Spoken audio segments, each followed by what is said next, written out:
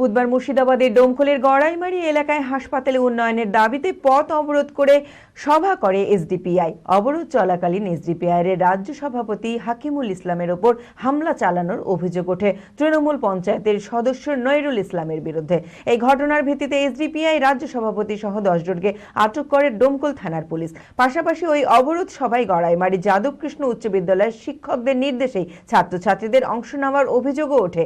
এই বিষয়ে সংবাদ মাধ্যমে প্রশ্ন করলে তাদের ক্যামেরা কেড়ে নিয়ে বাধা দেওয়ার অভিযোগ ওঠে শিক্ষকদের বিরুদ্ধে।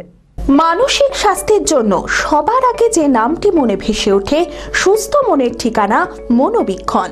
যোগাযোগ নাম্বার 7477799516।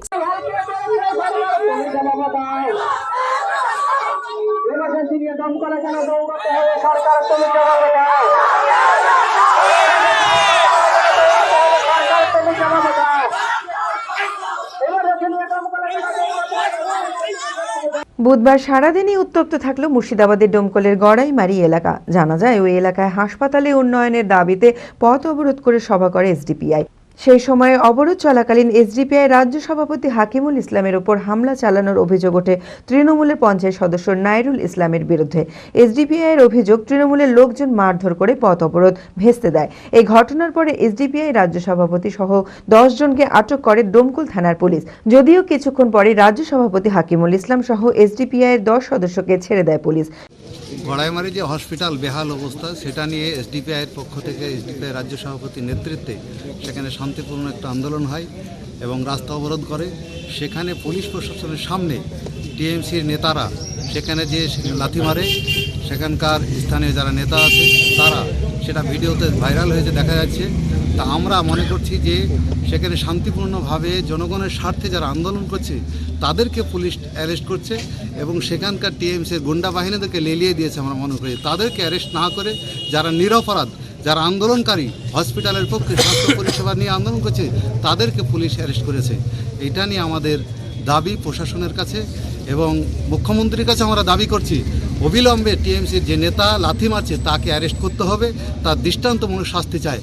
এবং যে বিষয় নিয়ে আমাদের সেখানে আন্দোলন চলছিল হসপিটালের সংস্কারের দাবিতে গড়াইমারি হসপিটালের কাজ অবিলম্বে শুরু করতে হবে। পাশাপাশি ওই অবরোধ সভায় গড়াইমারি যাদবকৃষ্ণ উচ্চ বিদ্যালয়ের শিক্ষকদের নির্দেশে ছাত্রছাত্রীদের অংশ নেওয়ার এবং মিছিল চলাকালীন স্কুলের শিক্ষকরা স্টাফ রুমেই বসেছিলেন বলেও অভিযোগ ওঠে শিক্ষকদের বিরুদ্ধে। এ বিষয়ে সংবাদ মাধ্যম প্রশ্ন করলে তাদের ক্যামেরা কেড়ে নিয়ে বাধা দেওয়ার অভিযোগ ওঠে শিক্ষকদের বিরুদ্ধে।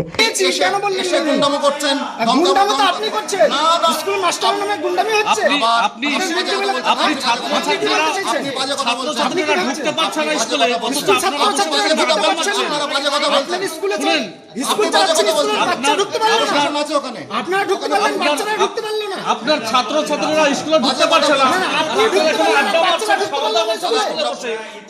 কোথাও অভিযোগ করেছেন, আপনি এখানে আড্ডা মারছেন বসে, খাওয়া দাওয়া করছেন বসে, আপনি কি কমপ্লেন করেছেন? ছাত্রছাত্রী আসতে পারেনি, কমপ্লেন করেছেন কোথাও? আপনি কি কমপ্লেন করেছেন কোথাও? থানায় অভিযোগ করেছেন? আপনার ছাত্রছাত্রী আসতে পারছে না, থানায় অভিযোগ করেছেন? রিপোর্ট করুন। অবশ্যই রিপোর্ট করব। আমাদের যেটুকু কাজ আমরা সেটুকু করব, অবশ্যই করুন।